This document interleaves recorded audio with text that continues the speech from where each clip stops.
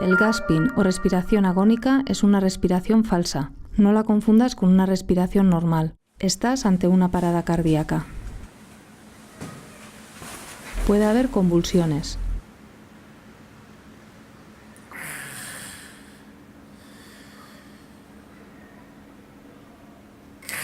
Las bocanadas se van espaciando.